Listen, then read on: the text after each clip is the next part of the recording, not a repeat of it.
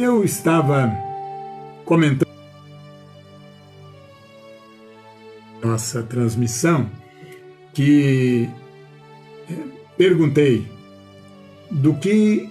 como alguém está se nutrindo, como está se mantendo o que eu digo, mantendo firme na fé, mantendo de pé, mantendo-se em Jesus Cristo. E não é só crente em Jesus Cristo, porque ser crente em Jesus Cristo, todo mundo, muita gente fala que é. Eu digo obedecendo, praticando a palavra do Evangelho que tem, praticando, vivendo de modo, nas suas relações, a manifestar esse relacionamento, esta fé com Jesus Cristo, fé em Jesus Cristo. Então, eu quero prosseguir nesta reflexão com os amados, prosseguir nesta fala, levar-nos, eu inclusive, a refletir melhor, a pensar com segurança, a pensar com honestidade sobre esse tempo. Porque na solidão nós somos, de certo modo, tentados de usar o tempo. Porque o confinamento, nesse distanciamento social, estando sem monitoramento, sem alguém para cobrar, sem alguém para... Isso pode ser um fator de tropeço. Então é bom que pensemos nisso. Então, para dar os amados a uma reflexão bíblica, tudo que eu tenho dito até aqui, embora não citando a Bíblia literalmente, o que estou citando e o que eu disse até aqui é de base bíblica, com base bíblica, fundamentado na Escritura Sagrada. Então eu quero ler com os amados um texto que está no Evangelho de Lucas. Quero que você acompanhe, capítulo 8. Enquanto você localiza na sua Bíblia este trecho, conhecido de alguns, acredito que não é um texto tão lido, tão pregado, mas eu quero torná-lo conhecido daqueles que ainda não conhecem e relembrar aqueles que já o leram, já ouviram alguma mensagem baseada aqui. Lucas capítulo 8, a partir do versículo 16. Acredito que vocês já acharam, porque quando vocês foram para a sala, ou para a cozinha, ou para o seu ambiente de culto, nesse momento, nesse tempo, como eu disse, então você já deve ter sua Bíblia aí próxima. Então eu vou ler Lucas capítulo 6. Jesus Cristo: ninguém acende uma lâmpada, ou lamparina, ou candeeiro, do modo como os mais antigos conheciam. Candeia era coisa dos antigos. Ninguém acende uma lâmpada e a esconde num jarro ou a coloca debaixo de uma cama. Não. Coloca num lugar apropriado, elevado, de modo que os que entram possam ver a luz. Porque não há, versículo 17, porque não há nada oculto que não venha a ser revelado, e nada escondido que não venha a ser conhecido e trazido à luz. Portanto, atentem para isto. Portanto, considerem atentamente como vocês estão ouvindo. Porque a quem tiver, mais lhe será dado. E de quem não tiver, até o que pensa que tem, lhe será tirado. Que o Senhor Jesus Cristo, por sua graça e misericórdia, nos conceda que o seu Espírito nos guie de tal modo que a gente possa não só ouvir, mas discernir tudo o que ouvimos, tudo o que a gente está lendo. Pois o Senhor disse que devemos atentar para o como estamos ouvindo. Eu disse que ao longo desses dias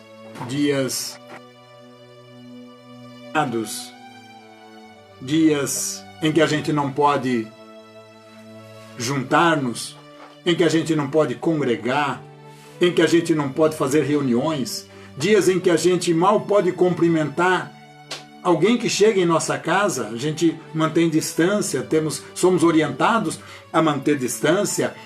Então, são dias bastante atípicos. E nesse tempo, para esse tempo, acho que eu já citei isso, citando a fala de Mardoqueu a Esther, quem sabe foi para esse tempo, né? E agora eu digo, parafraseando Mardoqueu, eu digo, quem sabe foi para esse tempo, que durante todos os anos eu tenho insistido na pregação, nas ministrações, para que os irmãos prestassem atenção ao que estavam ouvindo. Eu não dizia assim, mas dizia, olhe, presta atenção, olhe bem, leia de novo, veja como, o que é que o Senhor está dizendo. Veja como você ouve. Então, para esse tempo de deserto, para esse tempo de escassez de pregação. Aí você vai dizer, irmão Arnaldo, a gente ouve pregação toda hora, a hora que a gente quer, tá bom? Eu me alimentava antigamente, trabalhava numa empresa na Florencio de Abreu, e eu ia me alimentar, era comum ir me alimentar lá numa rua ali próximo do Paissandu, ia lá porque tinha um restaurante, a gente gostava de ir lá, era um restaurante bonito, bem apresentável mesmo, e então a gente comia ali com segurança, a gente comia com tranquilidade, achando que estávamos com comida muito boa. Eu que não sou fã, ou não sei, não como muita massa, quase não como nenhuma massa, mas eu comia toda semana, pelo menos umas 2 vezes eu comia lasanha naquele restaurante. Antônia, de vez em quando, me encontrava na cidade para a gente ir a um lugar gostoso e muita gente ia ali, muita gente. Um dia nós fomos para lá, como de costume, fomos para lá almoçar, encontrei Antônia, nós íamos entrar lá e encontramos com um irmão que já dorme no Senhor, se eu não me engano, já dorme no Senhor. Esse irmão era um funcionário da prefeitura e era uma espécie de repórter fotográfico da prefeitura. E ele estava com a secretaria da vigilância sanitária, a equipe da vigilância sanitária, interditado aquele restaurante. E quando nós íamos entrando e encontramos aquele irmão, e ele dizia, irmão Arnaldo, se vocês comem, não comam mais nessa casa, e explicou o motivo. Então, as aparências podem enganar. Então, você pode estar se achando alimentado ou alimentada, porque tem mensagens dos mais... O cardápio é vasto. O cardápio de mensagens, de pregações é vasto. Nós temos uma gama enorme, uma variedade enorme que a gente pode selecionar. Então, não necessariamente, estamos nos alimentando. E nunca nos alimentamos. Eu estou dizendo que podemos estar equivocados. E aí o perigo, quando não se conhece a origem, quando não se conhece a base, quando não se conhece a cozinha. Vocês já viram em alguns restaurantes que tem uma plaquinha logo na entrada, conheça a nossa cozinha? Venha conhecer onde a comida é preparada, de que modo ela é preparada. É isso que eu quero dizer com relação a como você está se nutrindo dias de impedimento de você estar na igreja recebendo do seu pastor o seu alimento. E olhe que nós temos uma alimentação bastante, como é que eu digo, pouca, muito semana, 2 vezes por semana, que a gente pergunta como você está se nutrindo. Jesus Cristo disse, preste atenção como você ouve. Como é que você ouviu durante todos esses anos que passamos? Deve fazer diferença agora. Agora deve estar fazendo diferença quando você pode primeiro avaliar e reviver, relembrar tudo o que você ouviu. Essa semana o Rubinho colocou no Face ou foi no WhatsApp mesmo, uma mensagem que preguei em 2007. Meu Deus, eu pensei que eu tinha pregado essa, mas foi em 2007. E a mensagem era, e ele colocou, fez um comentário que é pertinente ao dia de hoje, que celebra-se a Páscoa, a ressurreição de Jesus Cristo. O que eu preguei era morte, o último inimigo. Então, se nós temos, e eu gostei aquela mensagem, porque eu posso então analisar o que eu venho pregando ao longo dos anos, e já são 12 anos, faz 12 anos que eu preguei aquilo. Então eu pude avaliar o quanto eu me mantenho no rumo, quanto eu me mantenho na direção, olhando o farol, assim como uma embarcação precisa seguir, e ela, para chegar no, ela precisa do farol para auxiliar a não colidir com nenhuma rocha ou com outros barcos. Então, assim, nós precisamos também do farol. E nesses dias, como eu disse, eu considero dias escuros. Um pastor conversando comigo um dia desse, eu disse para ele que agora é hora de... Eu não me lembro se foi com um pastor ou foi com Samuel, meu filho, conversando, Samuel lá de Franca, conversando com ele, e eu comentei sobre esta é uma época de andar no deserto. E para quem não sabe, quem nunca andou no deserto, eu também nunca andei no deserto propriamente dito.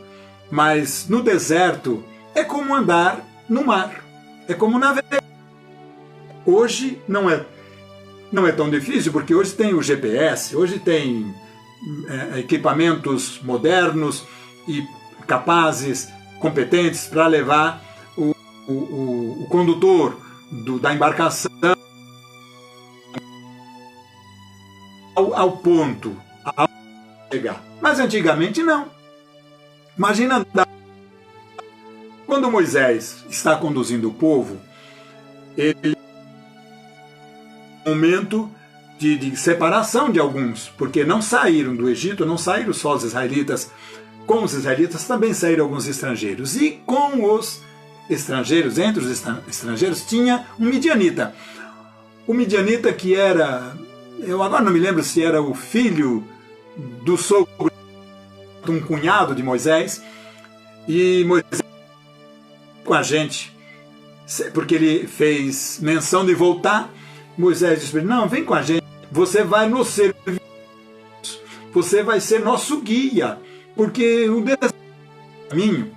Ainda que durante o dia Moisés tinha a nuvem que fazia sombra, isso era um guia, era uma maneira de guiar o povo. À noite ele tinha a tocha, mas Moisés pediu àquele homem, vem com a gente, seja-nos de olhos, porque era o deserto, e no deserto não tem caminho, não tem rota pré-estabelecida.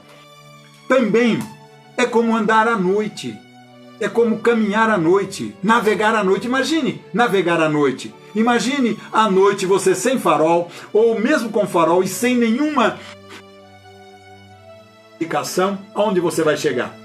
Então, qual é a saída? Imagine um sujeito perdido numa mata. Sabe que algumas pessoas morrem de inanição, morrem de fome, morrem de sede numa mata porque não sabe como sair dela. Não tem direção, não tem GPS. Então andar no deserto, ou andar sobre as águas, ou andar no meio de uma mata, sem direção, não se chega a lugar nenhum. Então qual é a saída? Eu disse para aquele pastor, e disse para o Samuel, na conversa com ele, disse, filho, agora é hora de andar como no deserto, ou como andar numa mata. Como é que se guia numa mata? Os antigos, sem GPS, como é que eles chegavam no lugar? Eles tinham, quem tinha a bússola, muito bem. Mesmo assim, saber ler os astros, olhar para cima, olhar para o céu e seguir a orientação do céu. Era momento agora, no escuro, sem direção, olha para o céu. E quem sabe seguir a direção do sol, quem sabe se guiar pelo sol, pela a direção que o sol dá, então vai se guiar, porque pelo menos o sol você sabe que ele sai do leste e vai para o oeste. Então pronto, você tem uma noção. Quem tem noção de direção vai se orientar pelo sol, ou à noite pelos astros, pelas estrelas. Quem sabe ler o céu vai chegar bem. Quem pode ouvir o céu vai chegar bem, vai chegar ao porto, vai chegar ao destino. Então, agora é hora de ouvir o que Jesus Cristo disse. Prestar atenção e disse, como você ouve? Porque a quem tem, vai se dar mais. Ao que tem, vai ser dado mais. E ele terá mais. A quem tiver, mais lhe será dado. Quem não tiver, até o que pensa que tem, lhe será tirado.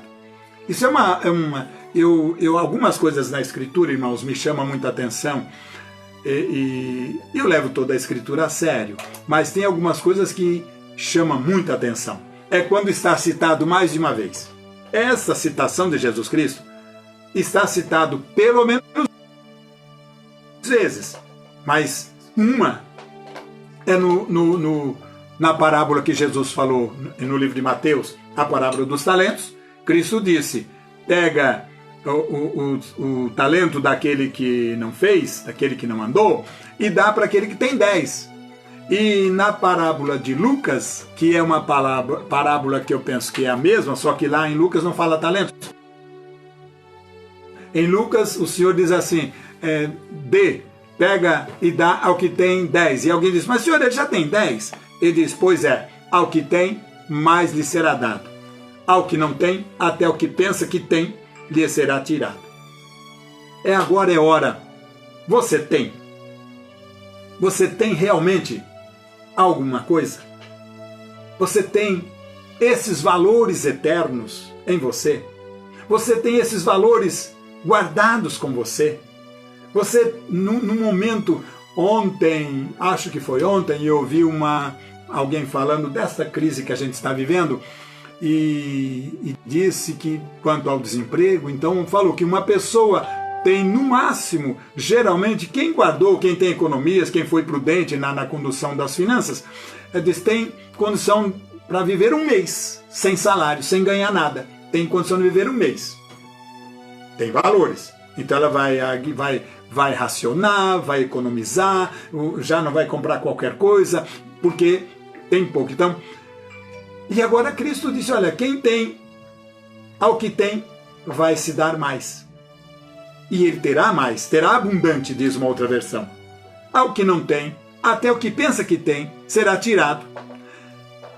É hora da gente pensar que valores nós temos guardado, que valores nós temos armazenado, recebido e armazenado ao longo da vida. Que valores nós temos? Que valores nós temos guardado nesse tempo todo que a gente tem caminhado? Então é hora da gente pensar, é hora da gente avaliar e começar a... Jesus Cristo foi quem disse também, diz que o homem bom tira do seu tesouro coisas antigas e coisas novas. E aí? E quem não guardou? Do que se alimenta agora? Se não tem, é um tempo de seca. Lembra da história de José do Egito? O que foi que a orientação que José deu ao faraó, por isso que ele se tornou governador, porque o faraó diz, não tem cara, não tem homem, não tem pessoa no nosso reino sábia como esse homem, então deu a ele o governo. Porque José diz, nos 7 anos de fartura, acumule, guarde, armazene bastante, porque depois terão 7 anos sem produção, serão 7 anos só de consumo, nesse tempo. Então, José o faraó disse, você vai governar. Então o que José fez? Todo mundo ia produzindo e José estabeleceu um imposto de 20%. Todo mundo tinha que trazer 20% de tudo que produzia, 20% era faraó, ia para o armazém do faraó. E José construiu armazéns por todo, eu diria, bem pertinente a essa época, porque José construiu armazéns de campanha. Hoje são hospitais de campanha. Pois José construiu armazéns por todo o Egito. Nas várias cidades ele construiu armazéns para ir depositando. Então, daquela região, os produtores traziam 20%. Foram trazendo. Quando encerrou os 7 anos de fartura, parou, acabou, terminaram, aquele período terminou, então agora vai começar a comer daquilo que eles tinham armazenado. E isso foi a salvação. José foi chamado de Salvador do mundo, porque com essa sabedoria, com essa prudência, ele armazenou e pôde salvar todo o do Egito. Todo mundo ia comprar comida do Egito. Nesse tempo, é hora da gente pensar o que temos feito com o que temos ouvido. Com o que temos nos nutrido, como temos nos alimentado nesses dias escuros. Nesse tempo, eu disse um dia desse, numa outra transmissão, eu disse que esse tempo é um tempo de prova, é um tempo de teste. Eu quero que você leia comigo.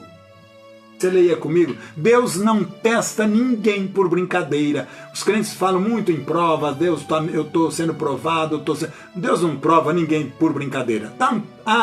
Como disse o sábio, na palavra de Deus, está dito que para todo, tudo tem um propósito, para todo fim tem um propósito. Então, leia comigo Deuteronômio, é o 5º livro da Bíblia, Deuteronômio capítulo 8,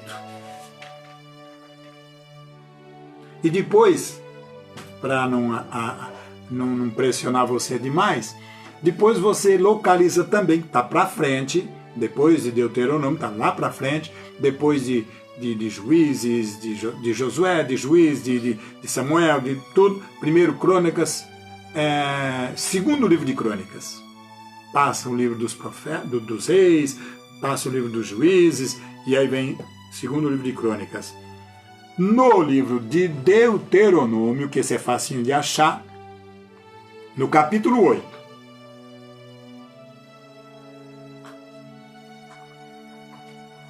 olha o versículo 2. Eu vou ler desde o primeiro, mas tudo é importante. Deter no 2, tá bom?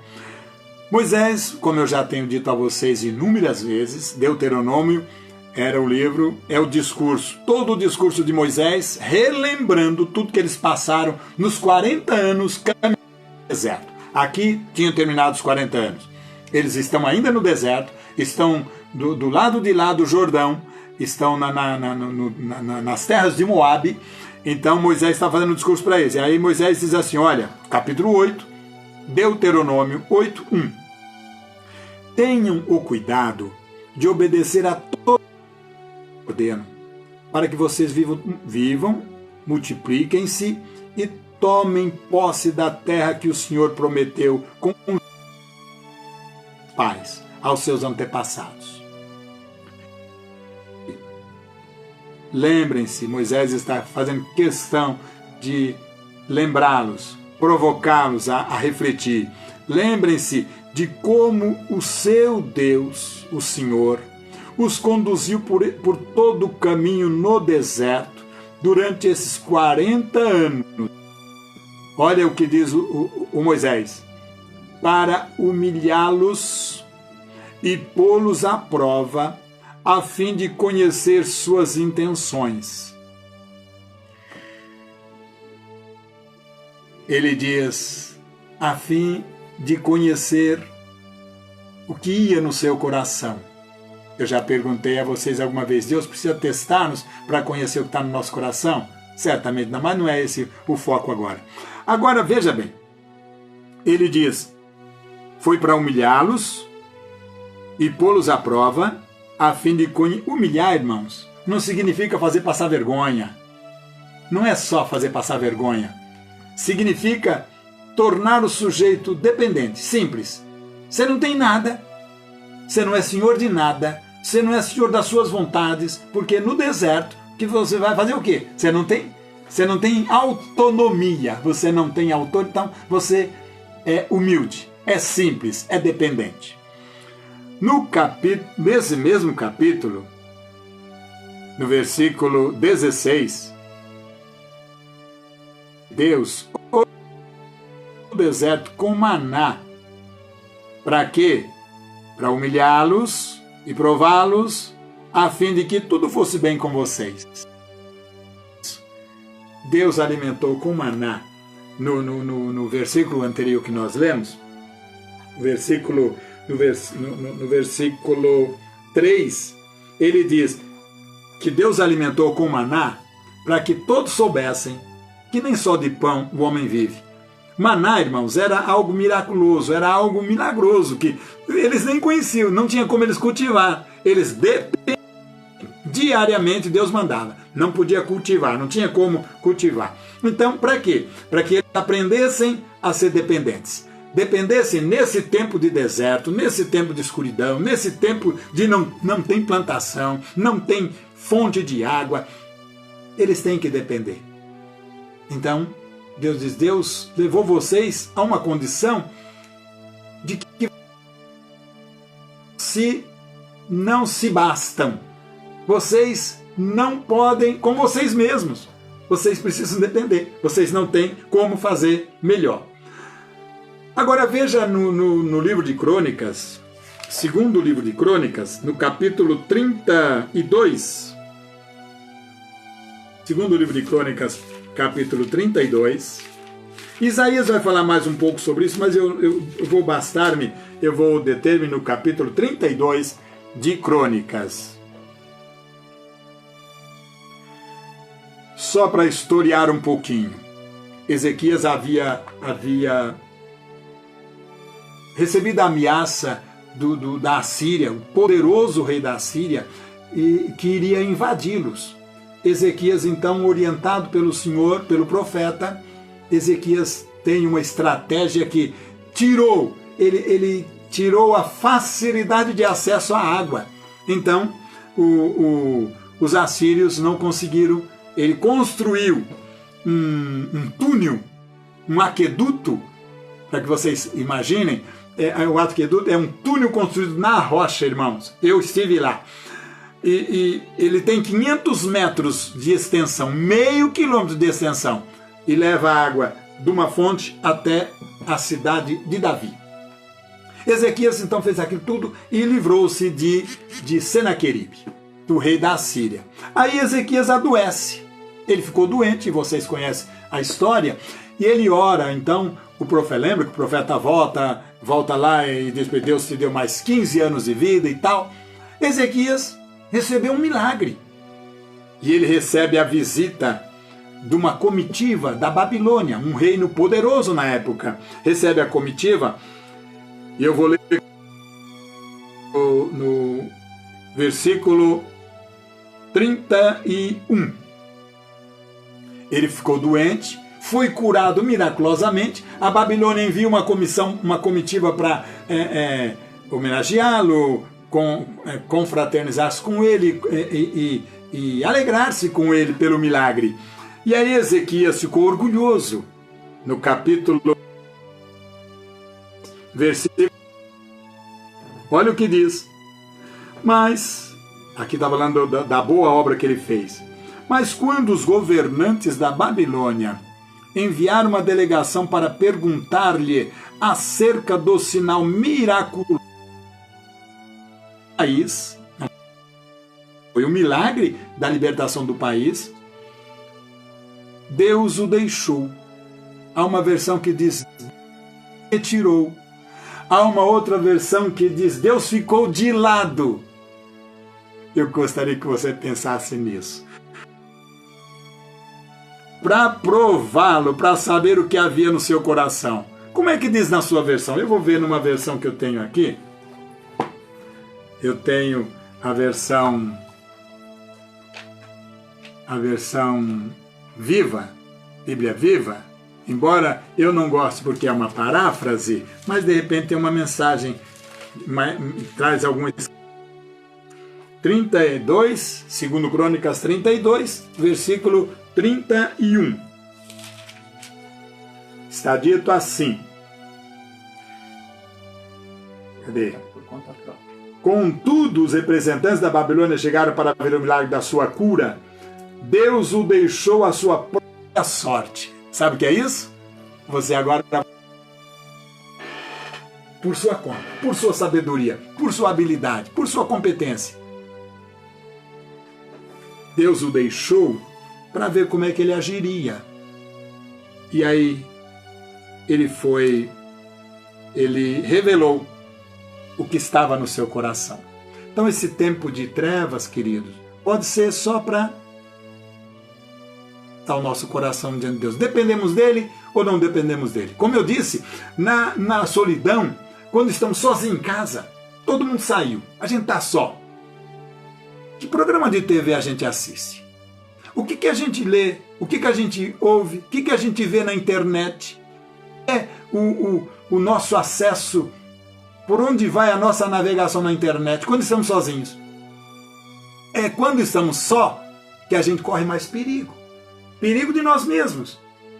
Nós podemos ser tentados, que estamos só e a gente escolhe, podemos escolher um. Então, bom é nunca estar só. Bom é ter a companhia do Senhor, porque Ele, através do seu Espírito, vai nos dizer, é por aqui, vem por aqui, não segue aí, não. Quando estamos sozinhos, a gente pode pensar que tem, quando não tem. A gente pode perder o pouco que tem. Lembra de Esaú?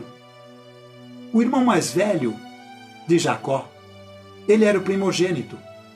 O primogênito tinha porção dobrada. O primogênito tinha direitos especiais. Mas num dia de prova, Esaú foi caçar, ele era caçador. Ele foi caçar. Não caçou nada, não conseguiu nada. Naquele dia, os bichos se esconderam. E ele não encontrou nada para fazer um churrasco. E ele vem cansado. Eu imagino ele desanimado, irritado, não caçou nada, não pegou nada. E agora ele vem com fome. Quando ele chega, Jacó está fazendo um guisado, um cozido. Eu sempre penso que era um churrasco. Sempre penso que é um churrasco. Só por causa do que lá era vermelho. E ele, quando Esaú chega perto de Jacó, ele diz, ô Jacó, vamos comer esse negócio aí. Não, não é assim. Como? Me dá uma parte disso aí. Ele diz, não, então faz assim, me vende o teu direito de primogenitura. Naquele momento de prova, ele diz, de que vale direito de primogênito se eu estou com fome? O que importa é comer. De que vale? Aí Jacó diz, não, você tem que jurar. E aí ele jura. Se torna primogênito. Jacó recebe a bênção do primogênito. A Escritura diz que mais tarde, ele com lágrimas, ele tentou reverter a situação e não tinha.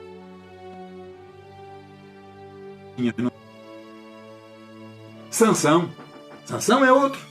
Pensou que ainda tinha todo o poder, que o Espírito estava com ele. A Escritura diz que o Espírito havia se retirado e ele não sabia.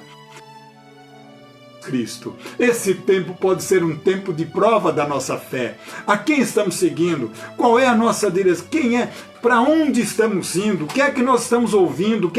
Do que estamos nos alimentando? Você tem a oportunidade. Muitas pessoas não têm tido trabalhar. Têm recebido férias compulsórias. Têm que ficar em casa. Então aproveite esse tempo para ler mais. Leia a Bíblia. A ler a Bíblia, alimentar, nutrir-se. Nessa palavra, nutrição. Alimente-se, nutra-se da palavra de Deus. Leia bons livros. Tinha um irmão, tem um irmão, conheci, que ele lia, era uma pessoa que era leitor, mas algumas vezes eu vi que ele era leitor não de coisas da nossa fé. É um irmão. Ele lia livros espíritas. Percebe?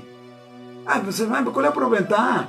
Se você já tiver maturidade para separar, eu não trouxe, não pensei, nem pensei que eu chegaria a citar isso, mas se tivesse lembrado, eu estive no Nordeste há pouco tempo, como vocês sabem, e eu fui numa loja de troca de óleo, fui trocar o óleo do carro. Enquanto eu aguardava, é um espaço bem organizado, então você tem lugar, sala de espera e algumas literaturas ali dispostas, e tinha uns folhetinhos em cima do balcão e eu peguei um. Se eu tivesse ele aqui, eu ia ler para você. Que palavras bonitas. Quando você chega no final, é o livro de um médium, é um escrito de um médium espírita. O que você tem contra os espíritas, irmão Arnaldo? Nada. Eu só tenho contra a doutrina. A doutrina. O que nós celebramos hoje? A ressurreição de Jesus Cristo. O Espiritismo crê na reencarnação e não em ressurreição. Bem, então, do que você está se alimentando? Você lê. Por onde você navega na internet? Que filmes você assiste na sua televisão? Então, nesse tempo de escuridão, nesse tempo de deserto, é hora de voltar à Escritura, porque nós podemos estar sendo provados, testados. Para quê? Para o nosso bem. Para o nosso bem. Foi Deus quem disse, Moisés disse isso ao povo. Deus vos provou, vos humilhou, vos levou a não ter nada para depender dele. E dependendo dele, ele quer lhes fazer bem. Deus quer lhes fazer bem. Lembra do que está dito em Romanos capítulo 29? Ele tem um propósito. Deus tem um propósito. Todas as coisas da vida têm um propósito. Deus tem um propósito com a gente. É levar-nos a Porto Seguro. É levar-nos, e o Porto Seguro, o objetivo é que a gente seja parecido com Jesus Cristo. Então todas as coisas que acontecem ao nosso redor, ele diz lá Romanos, que ele faz com que todas as coisas cooperem. A versão que diz todas as coisas conspiram, trabalham juntos, não para derrubar, mas para nos tornar parecidos com Jesus Cristo. Esse é o bem. Esse é o objetivo. Deus nos humilhou, disse Moisés, para vos fazer bem. Deus tem um propósito com a gente, queridos. Deus tem um propósito com você, irmão, com você, irmã, com você, amigo, você que está nos ouvindo. Deus tem um propósito. Deus quer nos levar a parecermos mais com Jesus Cristo. E nesse tempo de escassez, nesse tempo de limitações absurdas, limitações que a gente nunca imaginou na vida, nesse tempo de limitação, Deus quer dizer para a gente, todos os dias, inclusive nesses dias mais difíceis, escuros. Então, queridos, para quê? Para fazer-nos bem. Então, preste atenção naquilo que você tem ouvido. Como temos ouvido, como disse o Senhor através de Lucas, está dito aqui. Considerem atentamente como vocês estão ouvindo. A quem tiver, você já tem uma experiência com o Senhor nesse tempo de solidão, confinamento, nesse tempo de separação, como é que chama? Separação social, distanciamento social. Guarde o que você tem para que ninguém tome a sua coroa. Amém? Deus abençoe você, Deus abençoe a sua casa e dê a você uma semana maravilhosa, uma semana cheia do amor de Jesus Cristo, cheia da presença de Jesus Cristo, cheia de uma comunhão intensa. Você ligue para alguém, telefone para alguém, passe um zap e ore por essa pessoa, em nome de Jesus Cristo. Amém? Nós vamos orar e eu quero orar hoje, agradecendo a Deus porque nos deu uma semana sustentados. Nós vamos orar por algumas pessoas. Eu quero orar pela irmã Quitéria, que está hospitalizada. Quitéria é a sogra da Eloá, mãe do Barbosa. Vamos orar por ela. Nós vamos orar eu tenho orado, irmãos, pelos profissionais da saúde, aqueles que estão na linha de frente, mas até aqueles que não estão na linha de frente, que trabalham na área da saúde, correm riscos. Então nós vamos estar orando por eles. Eu tenho orado. E alguém na nossa comunhão que me faz lembrar sempre de orar por eles é a Aridan, que trabalha em hospital, a Márcia, que trabalha em hospital, lá nas clínicas, a médica neuropediatra, que acho que é chefe da Márcia, contraiu a enfermidade. Graças a Deus, nós temos orado por ela, doutora Sigrid. E eu quero continuar orando por doutora Sigrid, por toda a equipe da qual a Márcia faz parte e por todo o pessoal da área da saúde que trabalha nas clínicas e em toda a rede de saúde do estado de São Paulo e do Brasil. E nós podemos também dizer do mundo, porque no mundo inteiro os médicos, o pessoal da saúde tem sido acometido. Então nós vamos orar por esse pessoal da saúde e pela irmã Quitéria e por aqueles que você se lembrar aí, tá bom? Vamos orar? Depois eu tenho um recadinho para você. Amado Deus e Pai, eu quero agradecer, Senhor, por essa semana que o Senhor nos deu.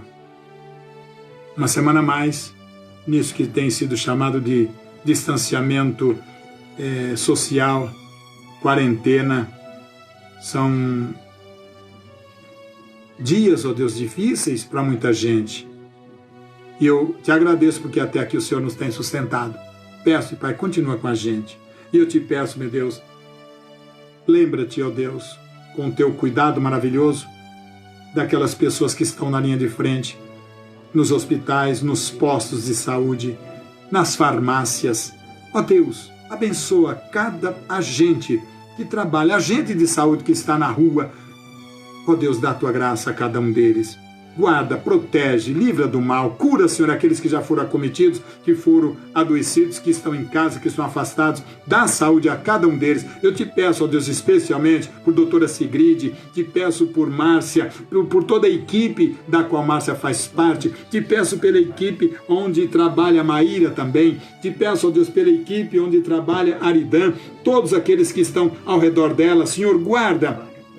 E que os teus filhos que trabalham na área da saúde, ao entrar em sua casa, ó Deus, não sejam agentes de contaminação. Eles não tragam doença para dentro da sua família. Ó Deus, guarda todo este povo, no nome de Jesus Cristo. Este povo que o Senhor certamente tem um cuidado por eles também, um amor por eles, algo especial por eles, porque eles estão cuidando de gente. Guarda-os, Pai, no nome de Jesus Cristo. Te peço pela irmã Quitéria, Senhor, que está hospitalizada. Dá saúde à tua filha, plena saúde, Quitéria seja levantada do leito, Pai, seja curada, em nome de Jesus Cristo, volte para casa sadia, para o louvor e glória do teu nome. E peço-te também por outras pessoas, pela minha cunhada Zefinha, e por tantas pessoas que agora, nesse momento, são enfermas. Ó Deus, dá saúde a todos eles, para o louvor e glória do teu nome. Te peço, no nome de Jesus, e nós te agradecemos. Amém. Amém, queridos. Que Deus abençoe você, Deus abençoe a sua casa, a sua família, o seu trabalho. Se você está trabalhando, louve a Deus por isso. E é um momento de pensar que aquele lugar é um lugar onde você pode servir a Deus, deve servir a Deus, fazendo bem o seu trabalho. Só, não precisa falar. Faça bem o seu trabalho, que a sua fé seja honrada ali.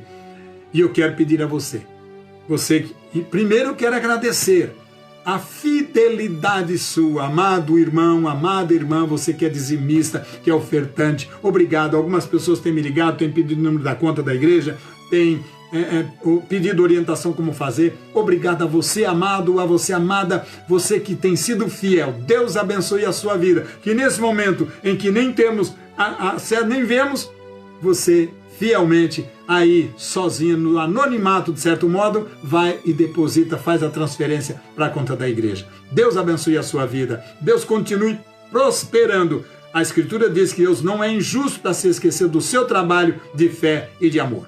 Então continue fiel. Domingo que vem é o terceiro domingo do mês. Um irmão essa semana me ligou e disse, ó pastor, tô mandando ele pediu como é que ele depositava, mas parece que ele trouxe aqui para a igreja. Dízimo, oferta para missão, oferta, tudo. Quando você fizer isso, eu louvo a Deus por sua vida.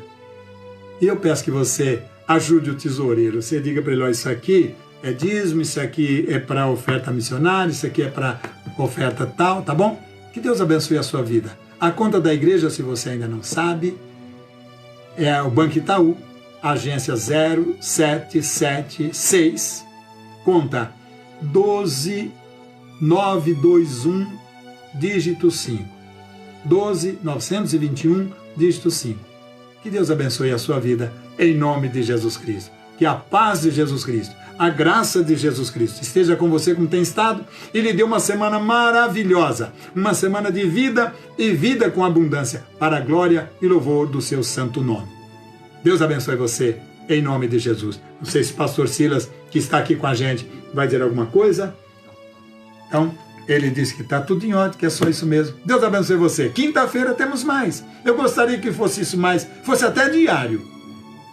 Falta-nos a competência, a mim, a competência de fazer isso, senão eu faria. Mas que Deus abençoe a sua vida. Quinta-feira temos mais, em nome de Jesus Cristo. Paz do Senhor, queridos. Um ótimo final de noite para você, uma noite abençoada de paz e descanso e uma semana maravilhosa. Deus guarde você, Deus guarde a sua família, a sua vida, no nome de Jesus, para o louvor da glória do Pai. Amém? Paz do Senhor.